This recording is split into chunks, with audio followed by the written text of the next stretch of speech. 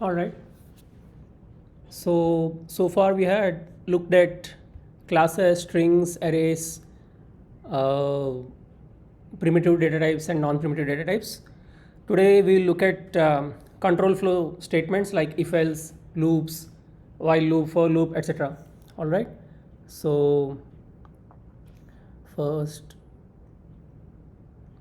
let me just copy any code.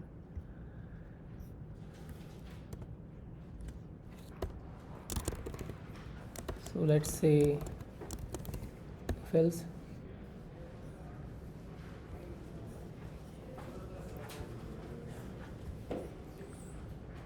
And let me delete all this.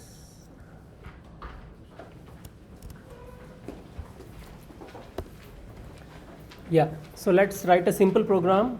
Say, um, say we take a number as input from the user, and the program should say whether it's an even number or not. Okay, so here if else, for loop, while loop, all these syntax is exactly same as that of C. Okay, so let's say int number and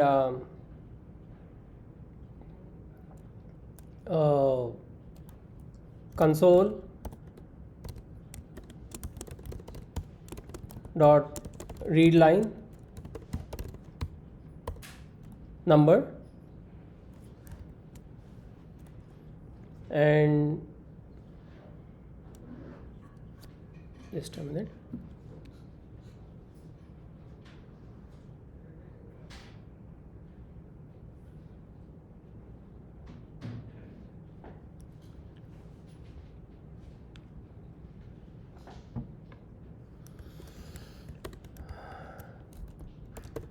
So actually it should be number equal to console.readline, and then so whatever you enter through the console, it is actually a string. Although you enter a number, it will not treat it as a number, it will treat it as a string. So you need to convert it to a number. So rather than calling this number, let's say this is input for the time being, and then say input is console.readline. Now let us say number equal to convert dot to int32 input. So now that string will be converted to a number. All right. Now we need to check if the number is divisible by 2 or not, right? If the number is divisible by 0, sorry, if the number is divisible by 2, then say that just say even, else print odd. Okay, so let us see. I need to change the directory.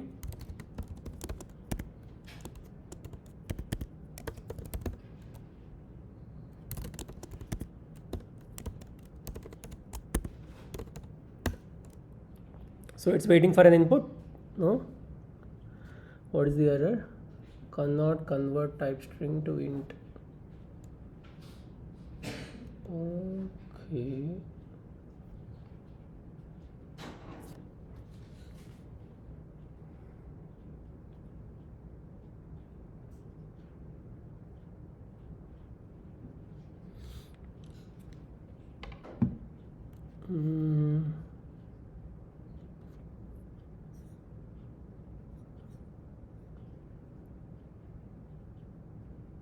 Sorry,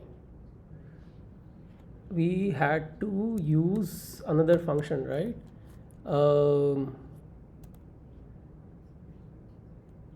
Int dot parse. Let me check that.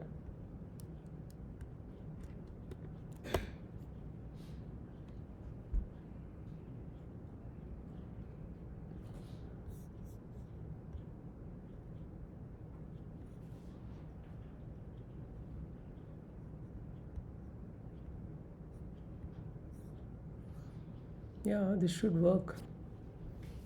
So why is it saying cannot convert string to int? Int dot parse.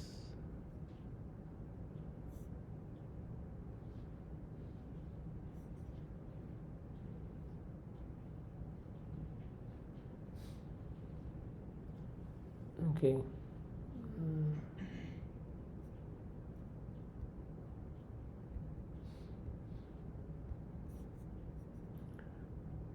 Okay, I think I should say this is string. Yeah. Now let's see.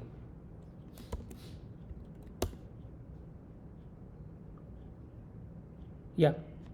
Yeah, now it will work. Yeah. Okay. So first you have to say that the input is a string and then convert that string to int. Okay. So there are two ways of converting. Either you say like this, or you can write like this also, convert dot to int 32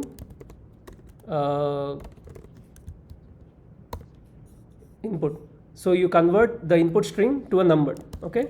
So let's try this also. Okay. So basic if else code. The only new thing is this console.readline. So when you read the input, so far I didn't show you an example of scanning the input from the user. So this is an example. So you read the input from the user, and but whatever you read, it will be in the form of a string. So you have to convert it to whatever data type you want. Okay. All right. So this is basic if else. And then we have conditional operator. So conditional operator, you know, right? Like ternary operator.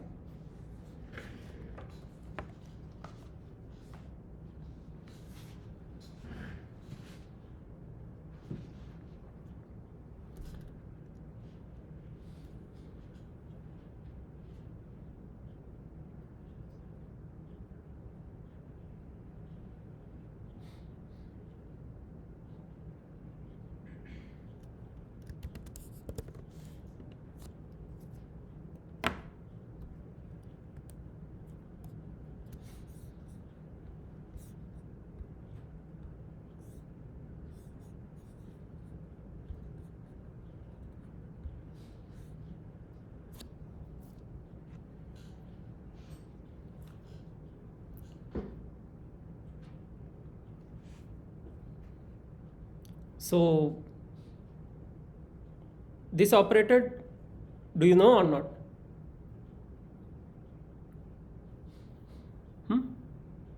No? This is like a short form of if else condition. So suppose if I want to,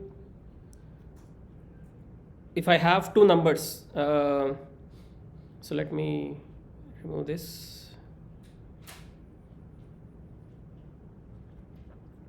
Say if I have two numbers A and B,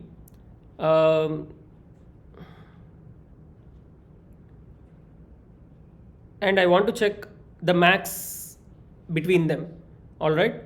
So suppose I have a variable max, and what I do, if I'll check if A greater than B, then max equal to A, else max equal to B.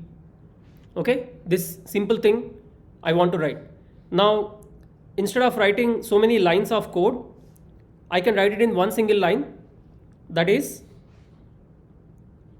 if A greater than B, then max equal to A, else max equal to B. So I can just say max equal to this entire expression. Okay. So if this condition is true, then the first element here will be returned. Or if this condition is false, then the second element will be returned. Okay, as simple as that. Fine, this is conditional operator or ternary operator because it has 3 arguments. Normally we have unary operators which have only 1 argument. Any example of unary operator you can think of which takes only 1 number as input? Binary operators, you know, most of the operators which we use are binary operators. They take 2 arguments. Most of the arithmetic operators, logical operators, all these take 2 arguments. Addition requires 2 arguments, subtraction requires 2 arguments, and so on. Which operators require only 1 argument? 1 operand.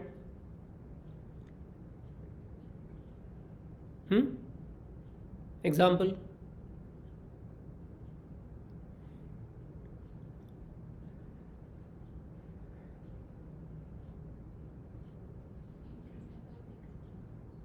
Yes, exactly. Yeah, increment or decrement. Yes, good. Increment, decrement, not operator. Not operator also takes only 1 argument, right? It takes some boolean value and makes it the opposite. It makes true false and it makes false true, right? And this is a ternary operator. It takes 3 arguments. Okay, all right. So let's look at this conditional also, conditional operator. Let me copy this.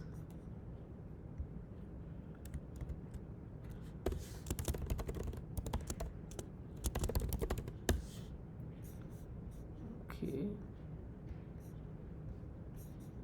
just close this.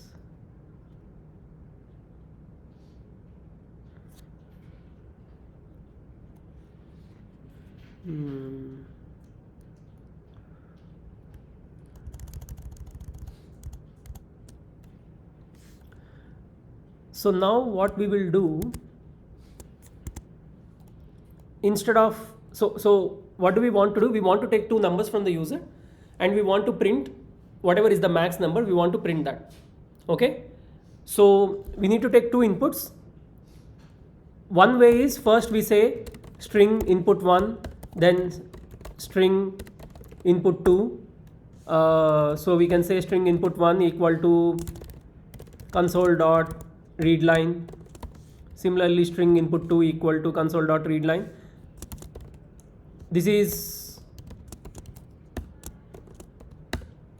one way of doing it. So once we do that, then again we say int n1 equal to convert dot to int 32 input 1. Similarly,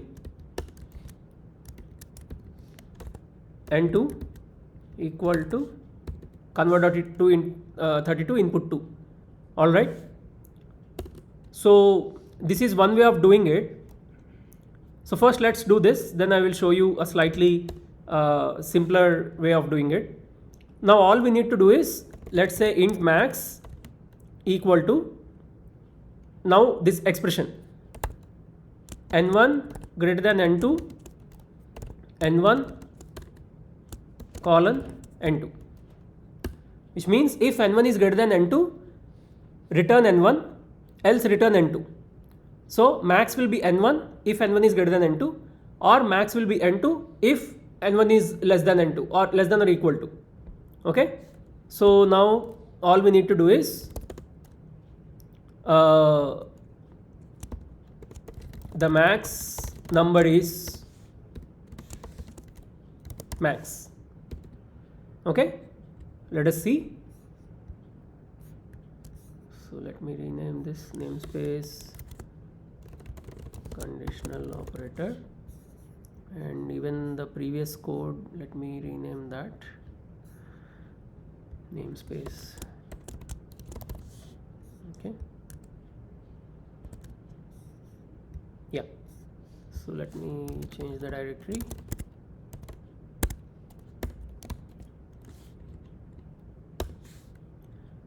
So I need to give 2 numbers, say let's say 30 and 234.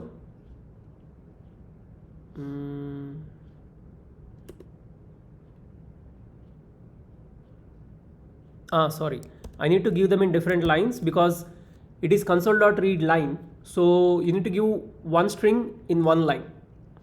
Okay, so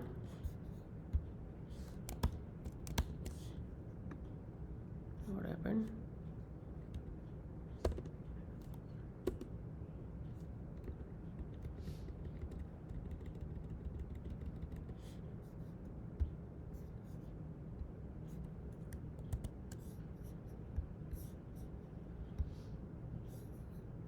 Yeah, so let's say 30 to 34. You see, it said the max number is 234. Okay, you can try it again.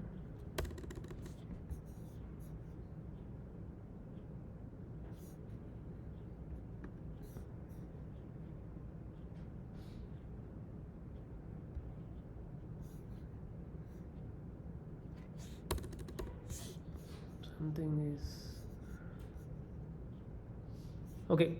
I think it is getting stuck for some reason. Let me close these things.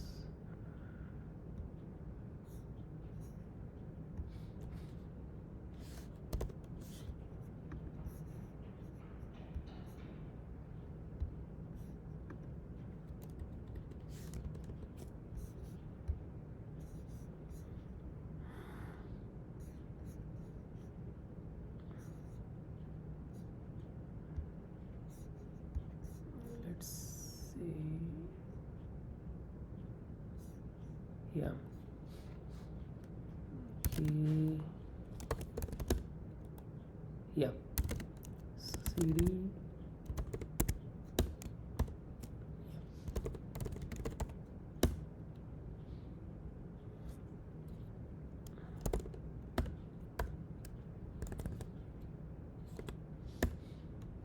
Okay, it's working. Now let me make it slightly easy. So instead of saying first scanning a string and then a number and all that, we'll directly say int n1 equal to convert dot to int 32, and here we'll directly say console dot readline, right? So whatever string it is going to read, it will convert it to a number. Similarly, int n2. Fine, straightforward. You can check it.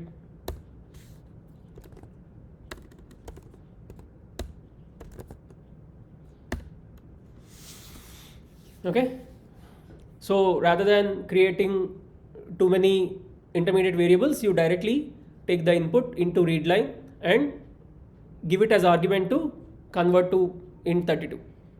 All right. Okay, so we saw if else and conditional operator. Now let's look at loops. So let's look at for loop first.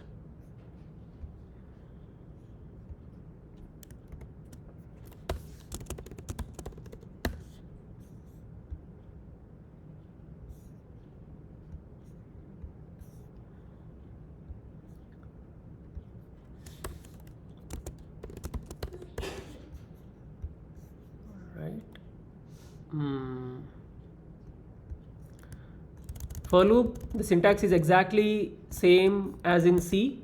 So say for instance,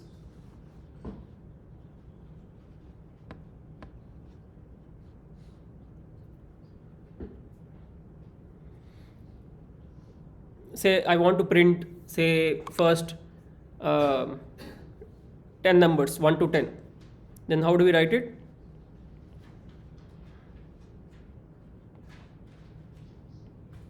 For int I equal to 0, I less than 10, I plus plus, all we need to do is we say print I, right? This is pseudocode, so I'm not writing the exact syntax. So it's exactly the same in C# also. This is basically the initialization condition, I mean initialization clause, and this is the condition clause, and this is the iteration clause, right? You initialize the variable and then you continue that, you keep checking the condition until the condition is true, you keep repeating the loop, and you keep incrementing or decrementing whatever is the iterating condition, you keep updating the iterator, right? That's it. So here also it's the same. So we can directly say, so instead of int, I can write int I equal to 0, I can also write var I equal to 0. Like I said, for any data type, instead of that specific name, you can just use var. I less than 10, I plus plus, console.writeLine I. Alright, so let's see. For loop.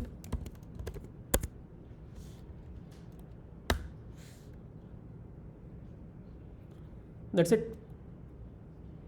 Okay. All right. So that is for loop, and then we have while loop. So let me copy this.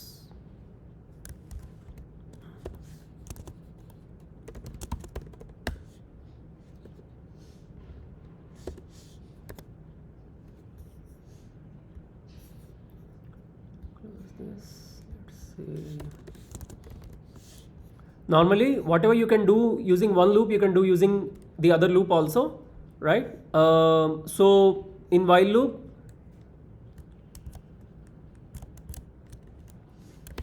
it will be slightly different. So first you initialize I to 0. I mean, let's say we print from 1 to 10 instead of 0 to 9. Even here, let me make a slight change. I equal to 1, I less than or equal to 10. Okay, so then it will print 1 to 10. Okay, now let's close this. Similarly, in while loop, I equal to 1. What should I write here? While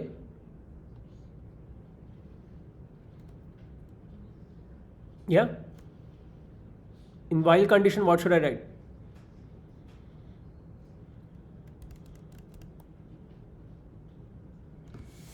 You know loops, basic loops, for loop, while loop. Yeah.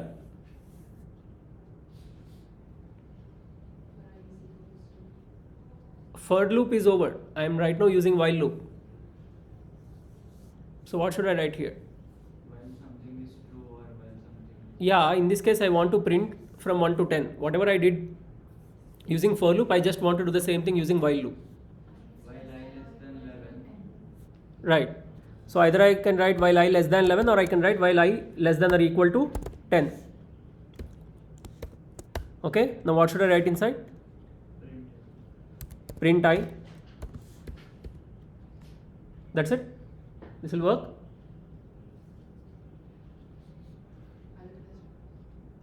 Right. You should keep incrementing I, no? Otherwise I will always remain 1. It will keep printing 1 forever because this condition will always be true. You should update I. So you should have the update statement also. Alright. That's it.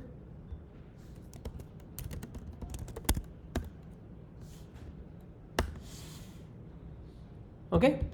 This is also working. Fine. Now do while.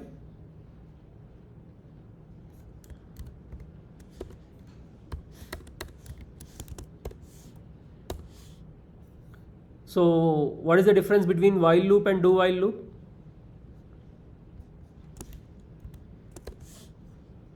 Anyone?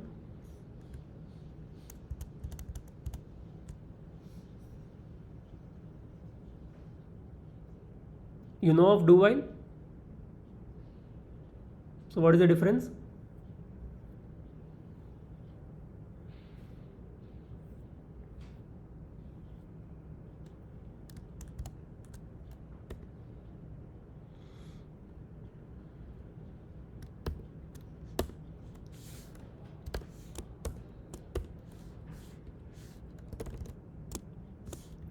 So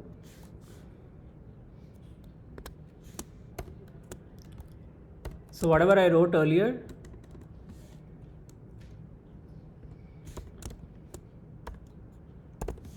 I just mentioned that here, and here I need to declare I. All right, and here what should I write?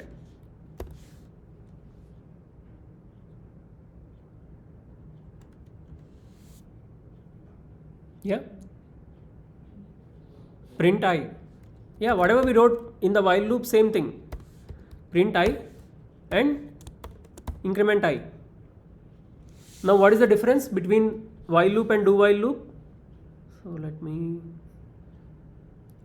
open. Checking the condition and executing and checking the condition. Exactly. So do while will run at least once independent of the condition. So before it checks the condition, it will run at least once, and only then it checks the condition. All right. So even if the condition is false, do while will run at least once. There are some scenarios where it is useful. Right now I'll not get into those examples because you should be knowing that already by now. Okay, so let's run this. Okay, it seems I edited the okay.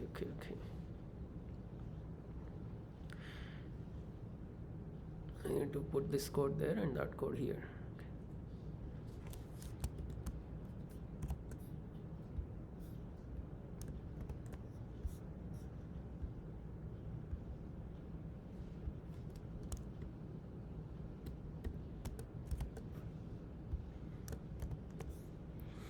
Okay.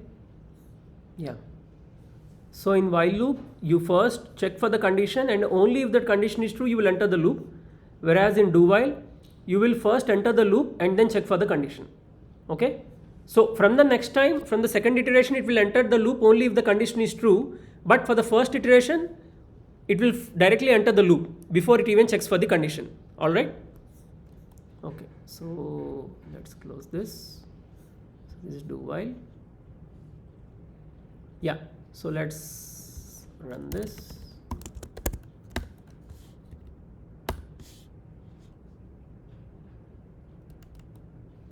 It's working. All right. Okay. Now we have one more.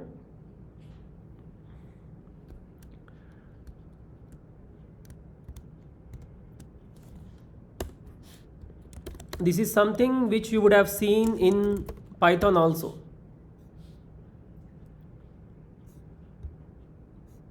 You know of this for each.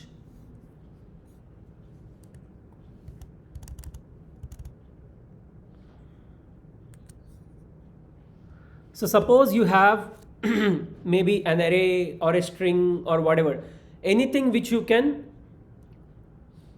iterate over, right? Element by element, anything you can go over element by element. In that case, to make your code much simpler, you can use for each loop. So for instance, let's take an array. So how do we declare an integer array?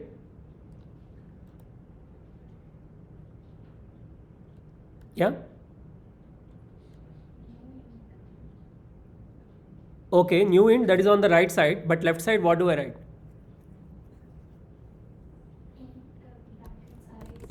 Right. In brackets array is equal to new int and size of the array, let's say 5, and we can give the elements here itself. Let's say whatever, 4, 2, 5, 0, -3. Okay. Now, if I want to iterate over this array, the best method is for loop. So when do you use for loop? When do you use while loop? Normally. Huh?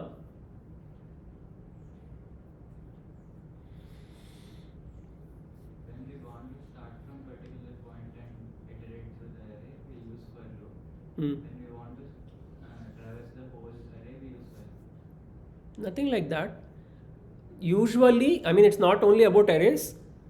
In general, if you know beforehand how many times you want to loop, you will use for loop. If you don't know beforehand how many times you want to loop, you will use while loop. That's the general case.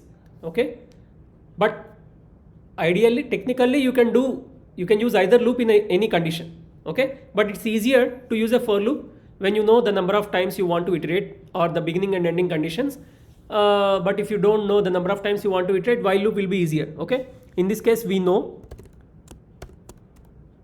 how many times we want to iterate. So I'll say while var I equal to 0, I less than, now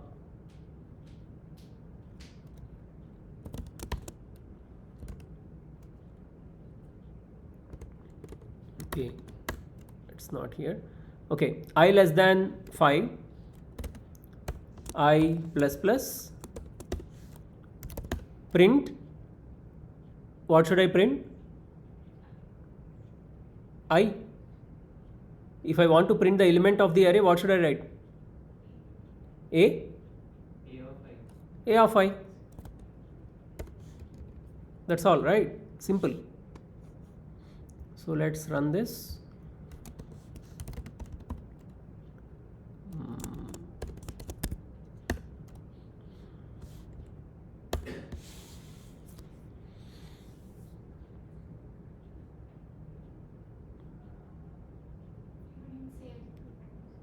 No, it saves automatically. Okay, again I'm in do while loop. I don't know why every time I'm going to do while loop. Okay, this for loop. Okay, so in for loop, this is do while. Is while loop. Okay, it seems I overwrote the do while. Okay. So let's do one thing. For each. All right. So now.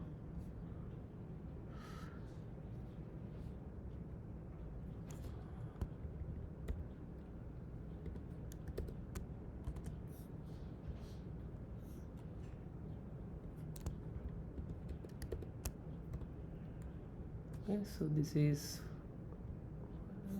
and let me undo all this.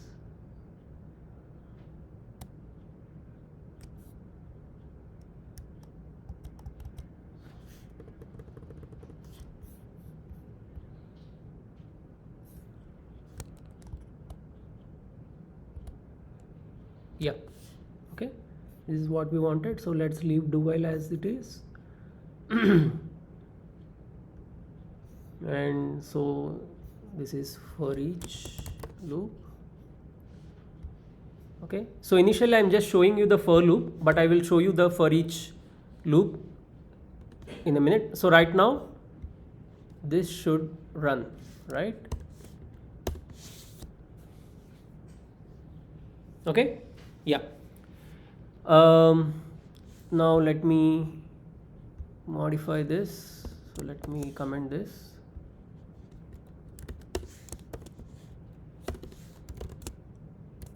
For each var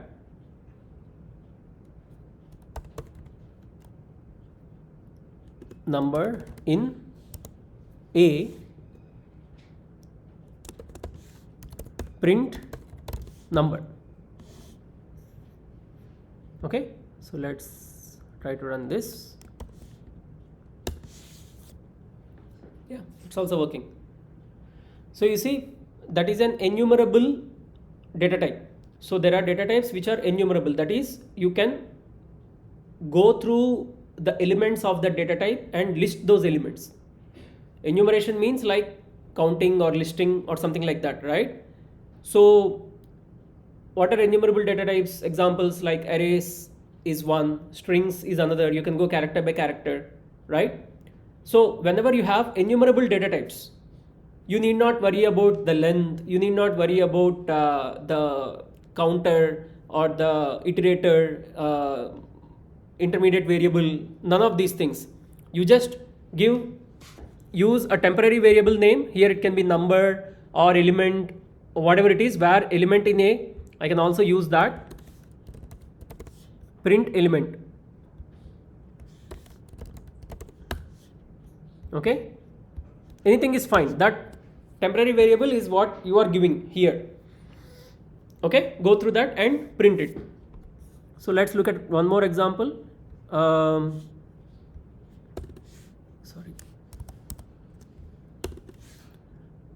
Let's say string.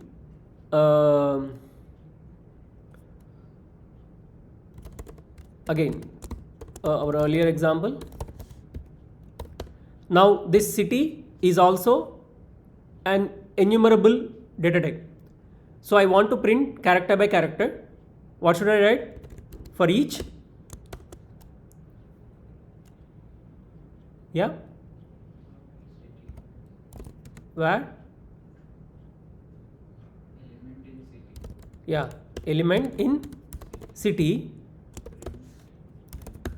print element. That's it. Okay.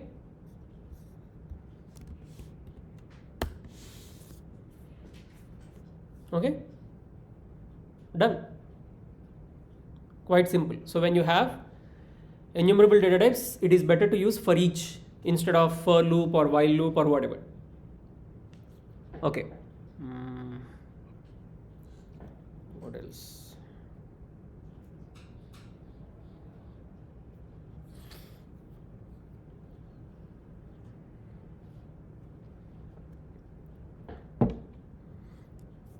All right.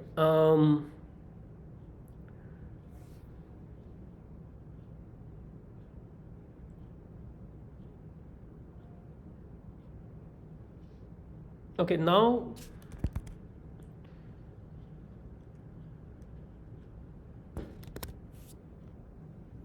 you write a program where, say, first let's do if else thing.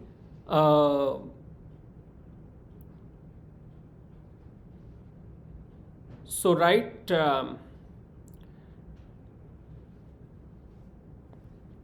just a minute.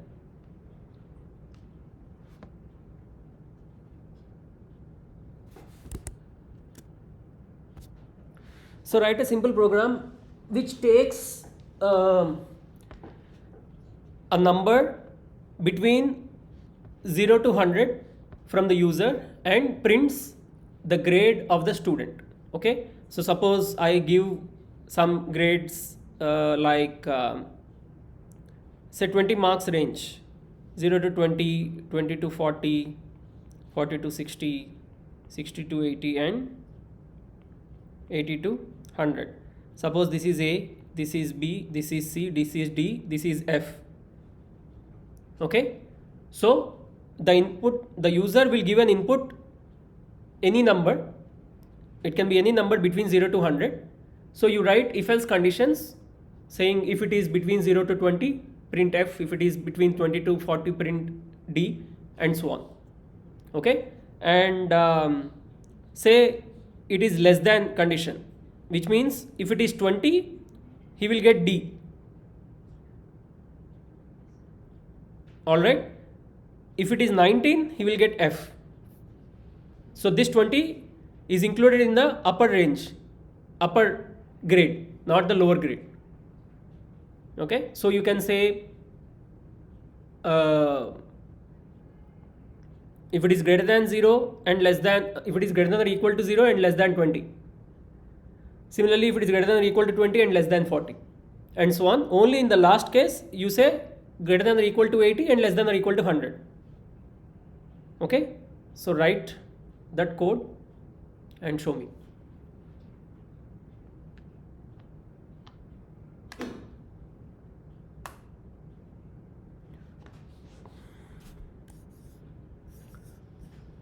So you write that code, meanwhile I'll stop the recording.